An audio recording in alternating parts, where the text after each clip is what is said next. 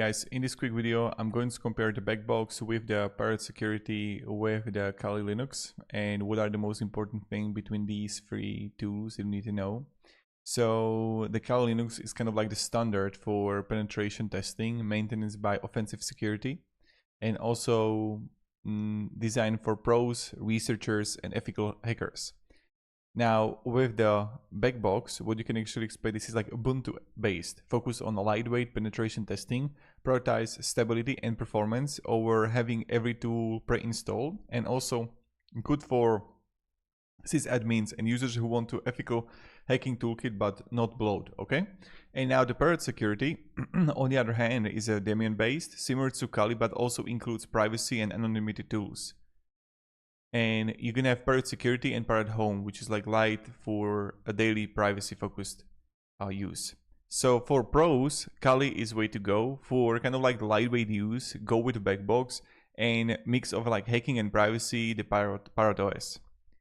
Now the pre-installed tools. So with the Kali Linux, you have 600 plus tools for pen testing, also organized by categories, and it can be like overwhelming.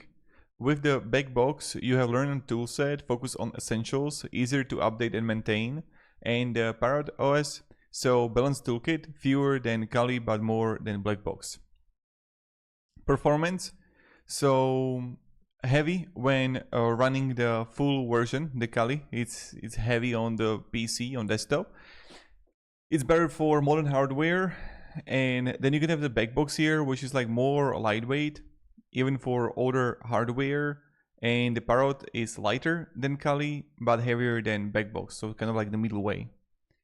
So the Kali got huge global community, BackBox got smaller community, and Parrot got growing community. And so they're like all three are getting updated. And for the use cases, so Kali is very good for professional penetration testers. Then also labs training advanced offensive security. BackBox is